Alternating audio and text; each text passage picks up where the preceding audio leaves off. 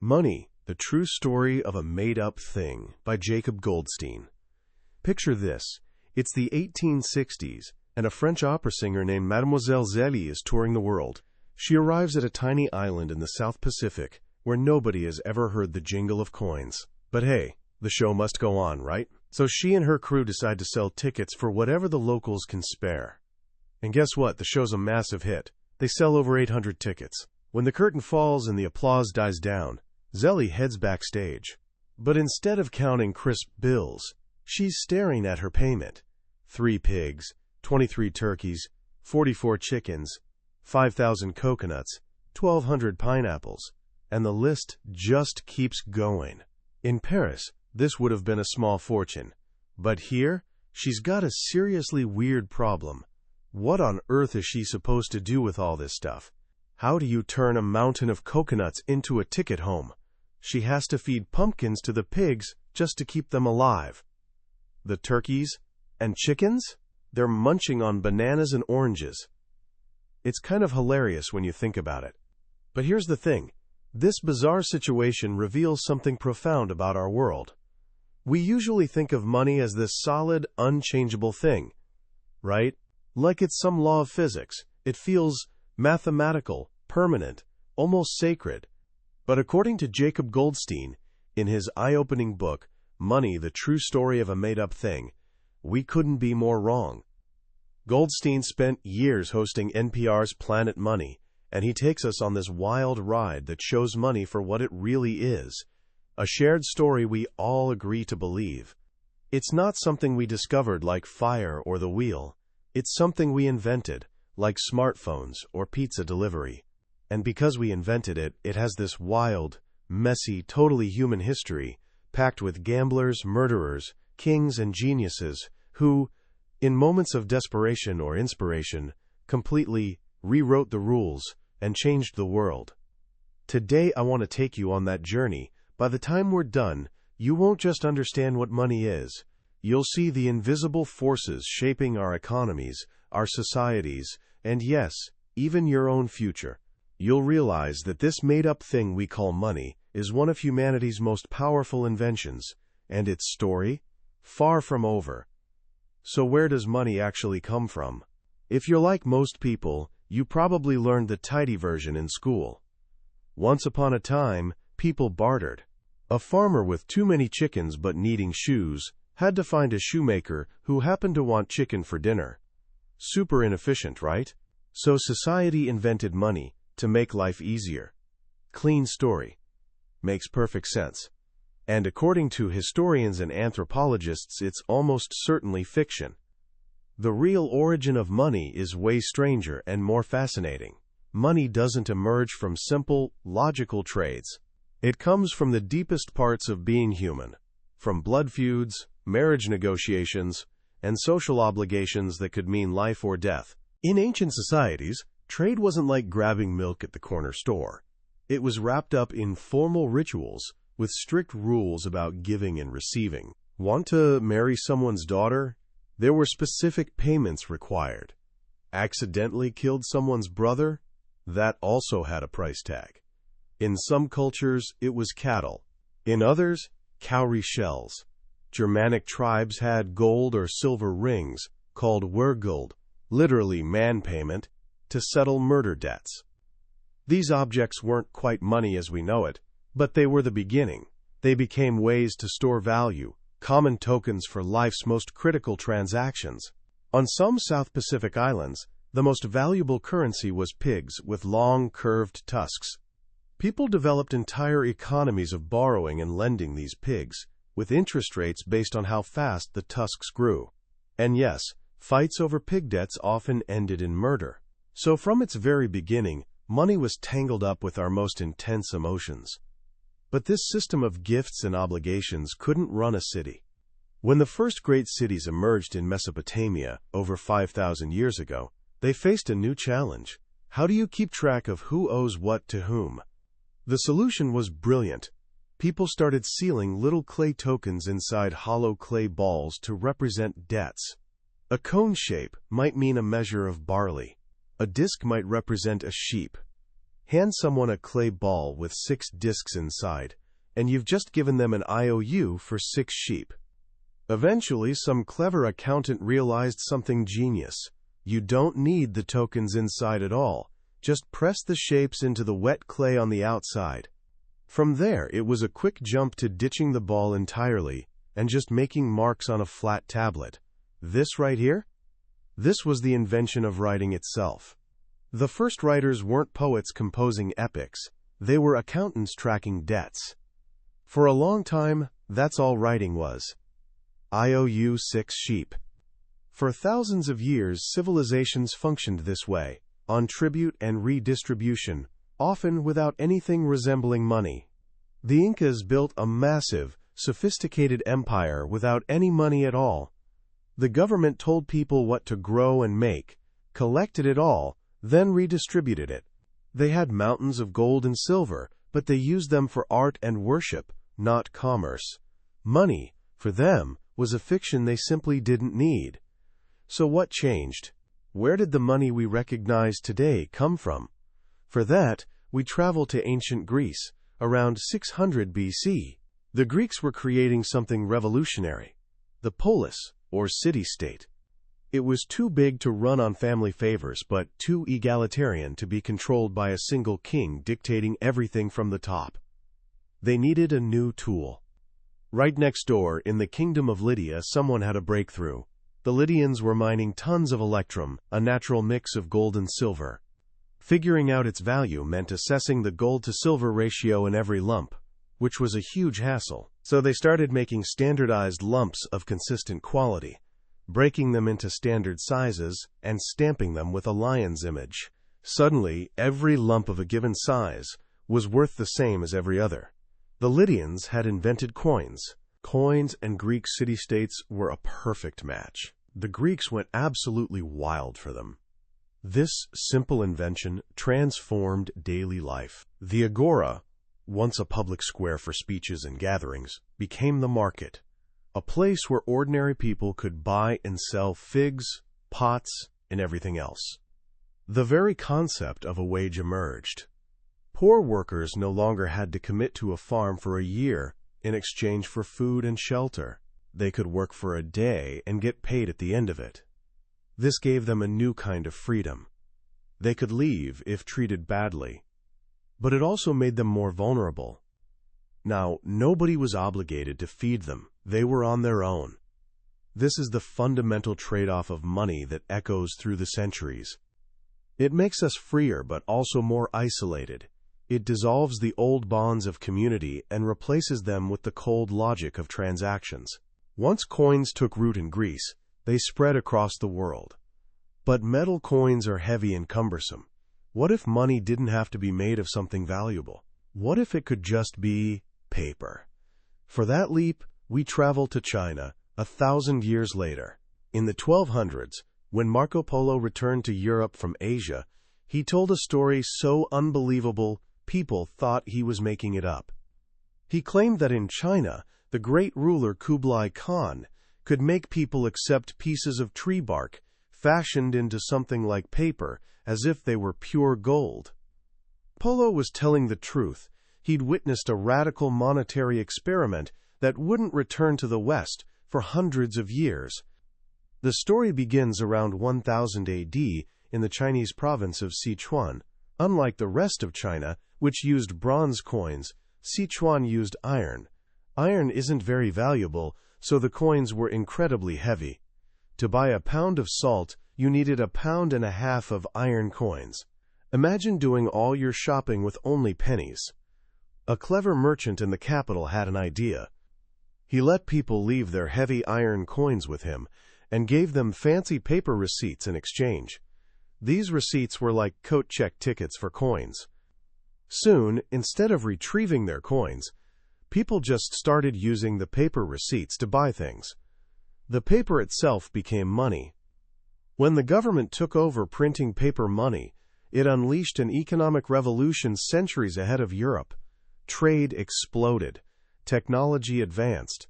Movable type and the magnetic compass were invented. Farmers learned new techniques, and books spread this knowledge across the country.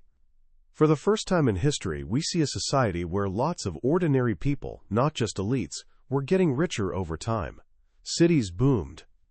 A restaurant scene appeared in the capital, Hangzhou, with noodle shops and fancy places serving dishes like goose with apricots. Then the Mongols arrived. Kublai Khan, Genghis Khan's grandson, loved the idea of paper money. It was so much easier to move than metal. He created a new paper currency and made it illegal to use bronze coins for trade. But here's where it got truly radical. At first, paper notes were like those old receipts, theoretically exchangeable for treasure. But after a couple of failed invasions of Japan, Kublai Khan needed cash. He issued a new kind of paper money that was no longer redeemable for silver or bronze. The paper was just paper. It was money backed by nothing but state power and people's belief. It was a monetary miracle. For 300 years, China was arguably the most technologically advanced and wealthiest civilization on Earth. But this golden age didn't last. A new Chinese dynasty, the Ming, drove out the Mongols. The new emperor, Hongwu, hated merchants and markets. He dreamed of a simpler agricultural past. He and his successors systematically dismantled the market economy. They banned overseas trade. By the mid-1400s, paper money had disappeared entirely from China. The economic revolution was forgotten. The average person in China became poorer than their ancestors. It's a chilling lesson. Economic growth isn't guaranteed. Progress isn't a one-way street. Sometimes civilizations get poorer, and sometimes money itself just vanishes. As China turned its back on paper money, Europe was on the verge of its own financial revolution. In the 1600s, a collection of new ideas began swirling together, creating the foundations of modern capitalism. And at the center was a man almost too wild to be real, a convicted murderer, a brilliant gambler, and a financial visionary named John Law. His story begins in a world where money was a complete mess. In 17th century England, silver coins were a disaster. For decades, people had been clipping them, shaving tiny bits of silver off the edges. A coin was supposed to be worth the silver it contained, but most were worn down and underweight. Every transaction became an argument. Into this chaos stepped the goldsmiths.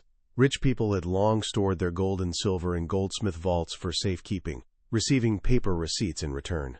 Just like in China, people started using these paper receipts as money. But then the goldsmiths took a revolutionary and dangerous next step. They realized not everyone came back for their gold at the same time. Most of it just sat there. So they started lending out the gold they were supposed to be guarding. Or even better, they started issuing more paper receipts as loans than they had gold in their vaults. They were essentially creating money out of thin air. This is the birth of fractional reserve banking, and it's how most money in the world is still created today. When you deposit money in a bank, the bank lends most of it to someone else. Your money is now in two places at once. It's a system that's both essential and incredibly fragile. If everyone with a claim check or a bank account comes back at the same time demanding their gold or cash, the whole system collapses. This is called a bank run. And in 1672, when King Charles decided to stop paying back money he'd borrowed from the goldsmiths, London had its first major bank run. The paper notes that seemed like money suddenly felt worthless. This is the world John Law was born into. His father was a wealthy goldsmith in Edinburgh, but John wasn't interested in the family business. He moved to London, became known as a beau, a high-class gambler and ladies' man, and quickly blew through his inheritance. Then, on a spring day in 1694, his life took a dramatic turn. He met another young beau named Edward Wilson in a London square. Swords were drawn. Law struck Wilson, who fell and died. It was a duel, but dueling was illegal. Law was arrested, convicted of murder, and sentenced to hang. But just before his execution, with help from powerful friends, he escaped from prison and fled to Europe. For the next 20 years, John Law was a fugitive. He wandered across the continent, from Amsterdam to Venice, making a fortune at gambling tables. But he wasn't just lucky. He was a mathematical genius who'd discovered a new intellectual discipline just emerging: probability theory. For thousands of years, people had gambled, but they thought of outcomes as luck or divine will. They never did the math. Then brilliant minds like Blaise Pascal started calculating the precise odds of winning or losing. They realized the future, uncertain as it was, could be understood with numbers. At a gambling table in the 1700s, this was like having a superpower. Law understood the odds better than anyone, and he won consistently. This new way of thinking wasn't just for games. It began changing how people thought about everything, including life and death.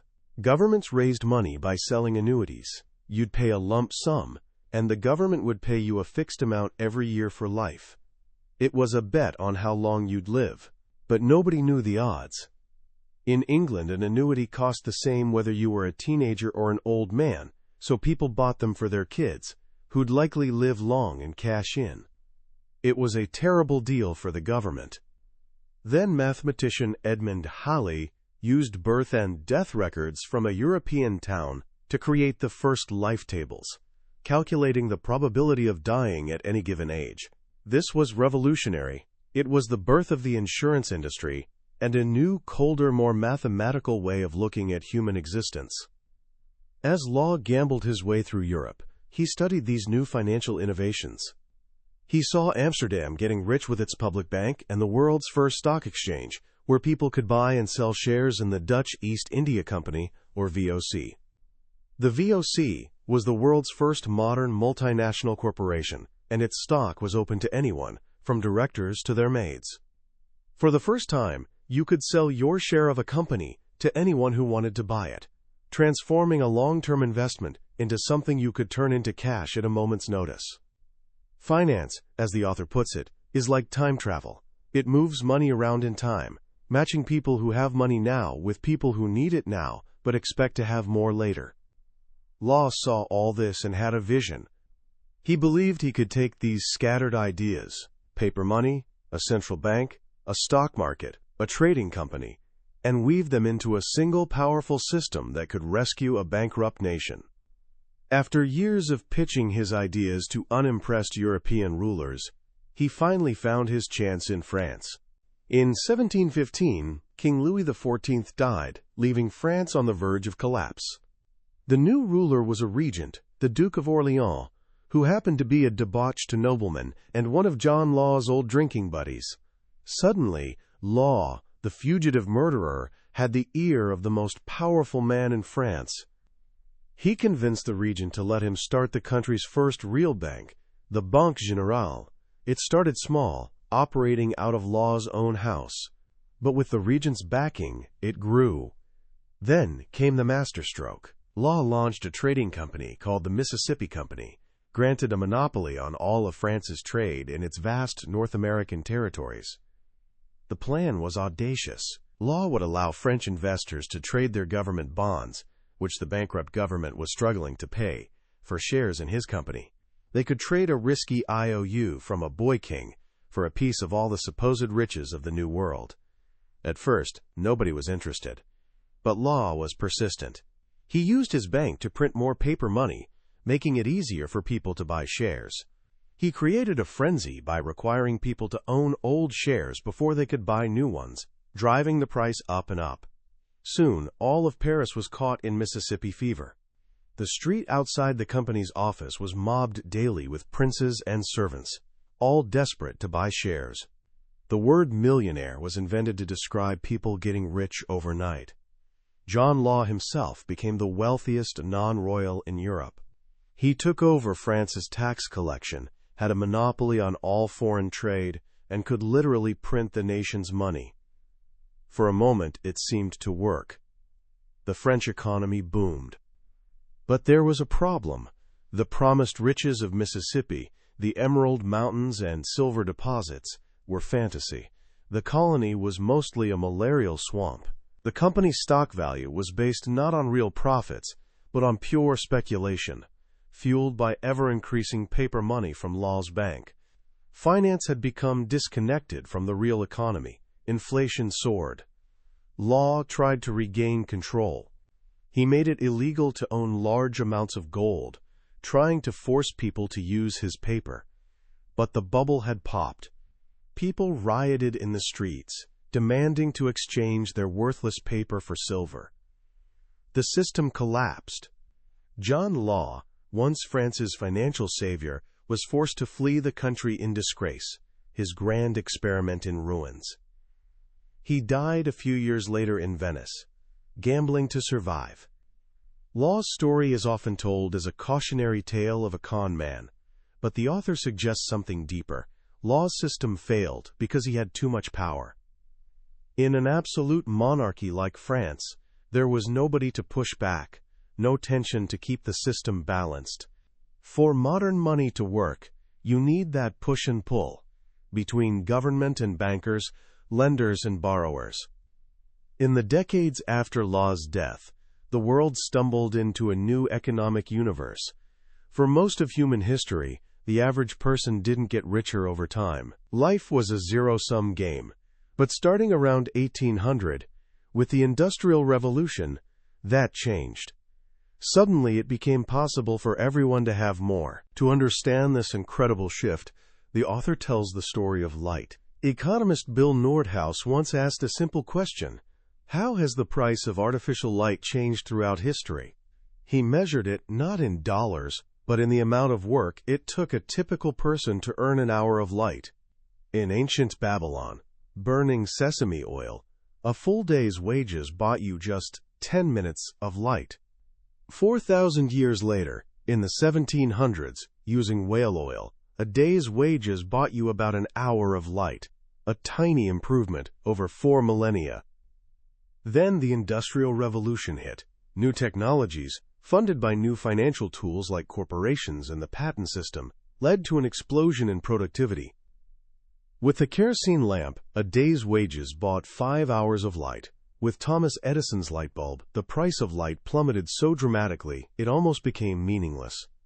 Today, a day's wages can buy you over 20,000 hours of light. We have so much cheap light we don't even think about it. This story isn't just about light. It's about everything. We figured out how to get profoundly more food, clothing, and stuff for each hour of work. This is the fundamental economic miracle. It's why, in real terms, most of us have more money and more things than our ancestors could have imagined. But there's a dark side to this miracle. We get richer as a society by destroying jobs. The machines that make cloth cheaper put skilled artisans out of work. The software that makes it easy to book a flight puts travel agents out of business. Today we talk about AI and automation, but this fear isn't new. In the early 1800s in England, a group of skilled textile workers saw new machines taking their jobs, and they decided to fight back. They called themselves the Luddites. They weren't anti-technology fanatics. They were people whose livelihoods were being destroyed. They launched a secret war, smashing new machines in nighttime raids. They were led by a mythical figure, General Ned Ludd, supposedly living in Sherwood Forest like Robin Hood. But the government cracked down hard. Many Luddites were hanged. Their rebellion was crushed. The painful lesson of the Luddites is that while technology can make everyone richer in the long run can be a very, very long time. For the Luddites and their children, life didn't get better. For decades, as factory owners got fabulously wealthy, wages for average workers barely budged. The same era that gave us the Industrial Revolution also gave us a new international monetary system, the gold standard. It was a beautiful idea. Money was defined as a fixed weight of gold. Scottish philosopher David Hume imagined gold flowing naturally between countries like water in the ocean, always finding its level. It was meant to be natural, objective money, free from human foolishness. By the late 1800s, every major economy was on it. But the gold standard had a fatal flaw. The world's economy was growing faster than the world's supply of gold. This caused deflation, falling prices. If you were rich with money saved, this was great. Your money bought more every year.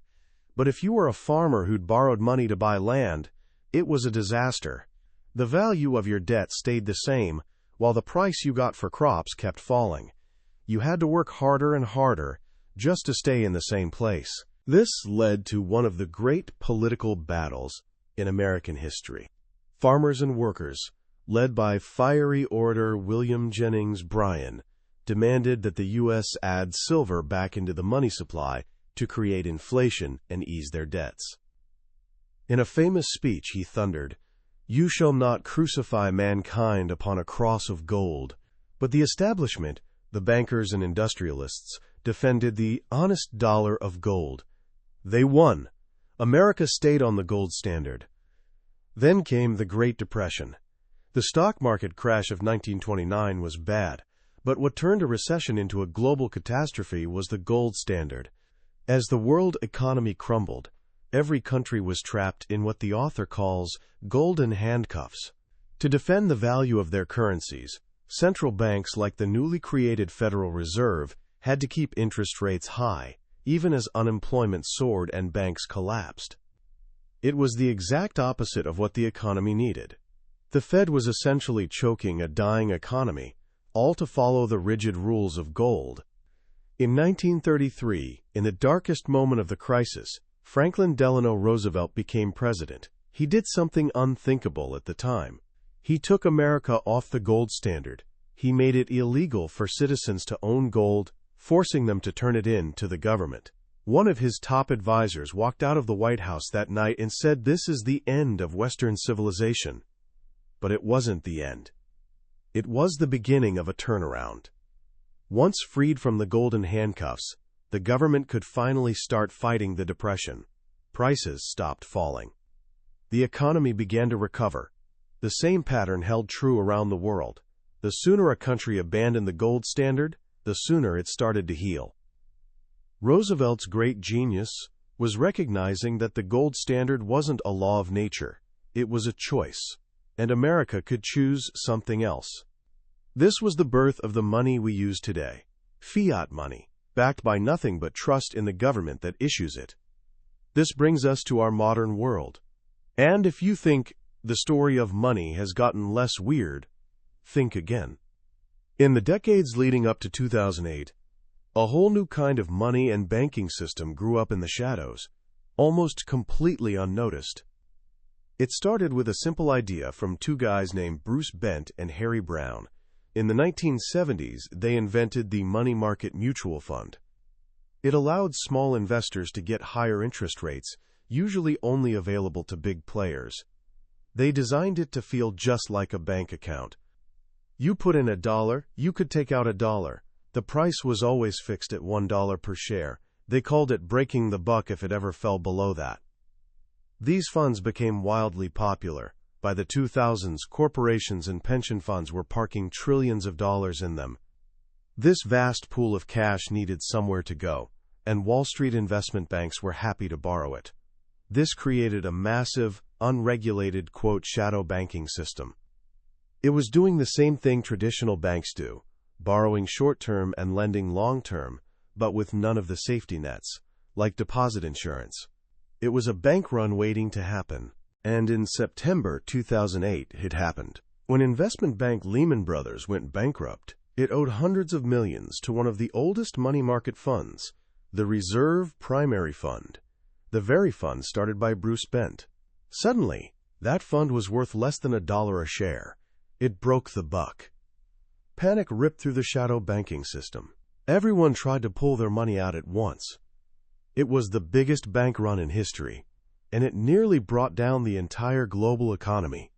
To stop the collapse, the U.S. government had to do something unprecedented, guarantee the money in money market funds, just like it guarantees money in regular banks. In that moment, this new, strange shadow money became real, official money. The story of the euro is another modern tale of money's promises and perils.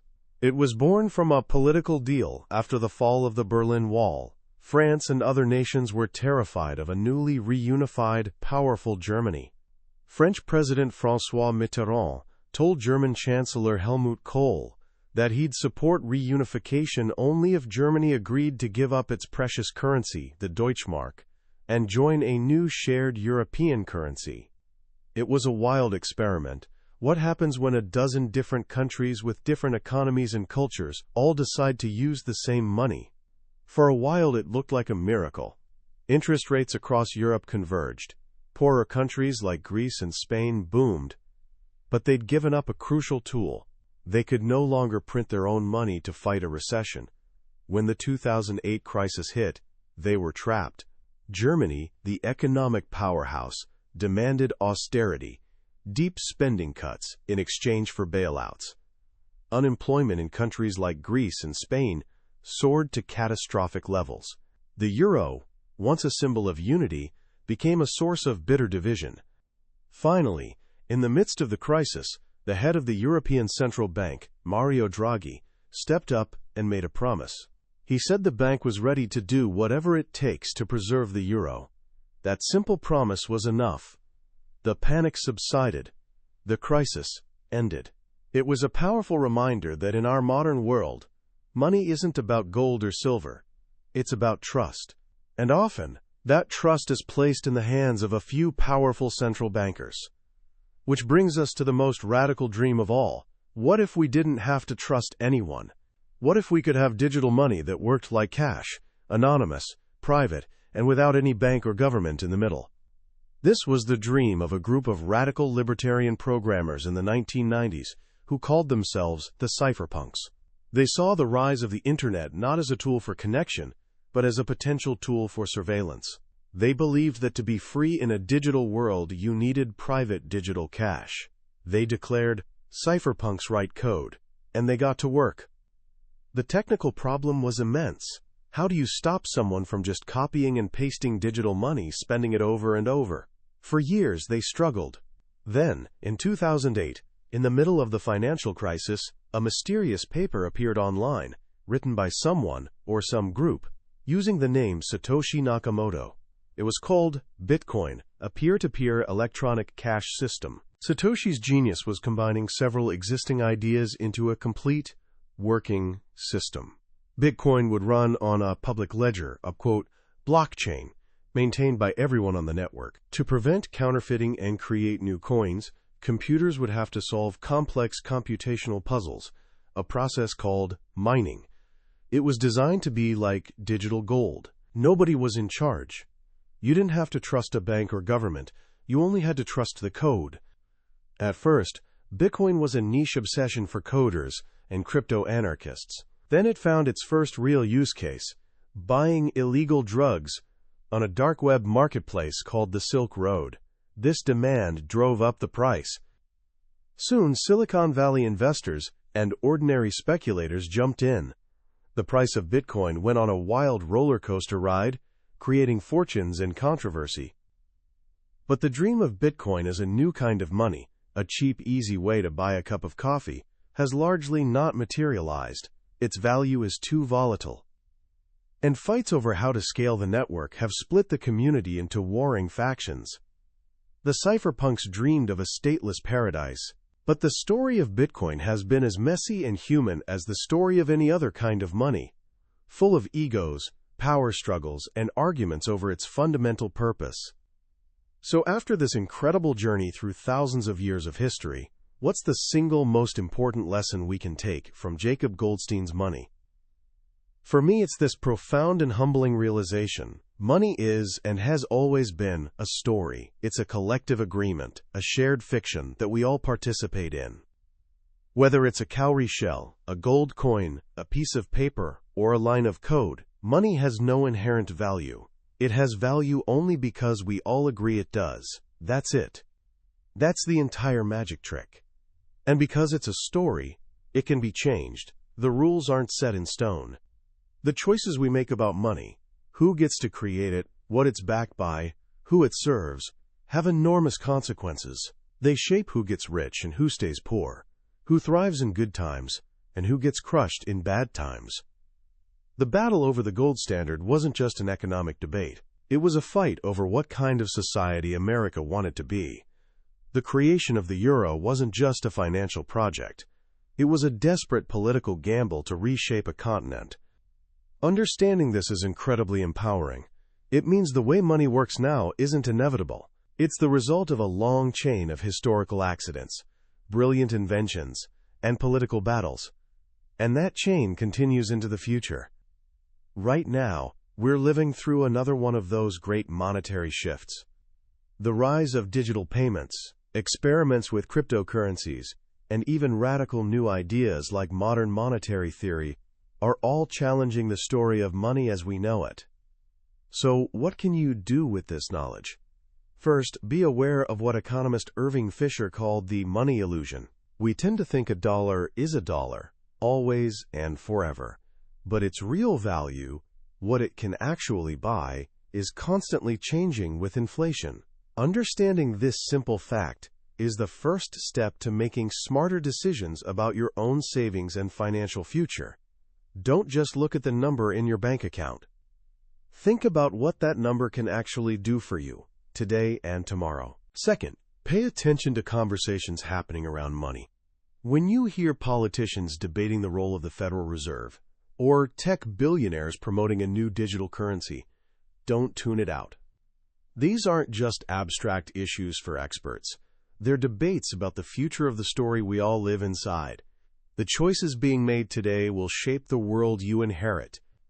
The story of money is a human story. It's about our hopes, fears, ingenuity, and our endless struggle to cooperate with each other. It's a made-up thing that has, in turn, made us. And the next chapter is still unwritten. That was a deep dive into Money, the True Story of a Made-Up Thing, by Jacob Goldstein. We've journeyed through its biggest ideas, but a summary is like looking at a map of a beautiful country. The real adventure comes when you travel there yourself. The book is filled with so many more incredible stories, details, and characters that bring this grand history to life. If any part of this story sparked your curiosity, if you want to truly understand the hidden architecture of our world, I can't recommend grabbing a copy highly enough. Reading it isn't just an education. It's an eye-opening experience that will forever change how you see the dollar in your pocket. You can find a link to the book in the description below. Also, if you found this summary valuable, please hit that like button and subscribe to the channel. It lets me know you're out there, and it ensures you won't miss our next journey into another life-changing book from the billionaire's bookshelf. Let's keep learning and keep growing together.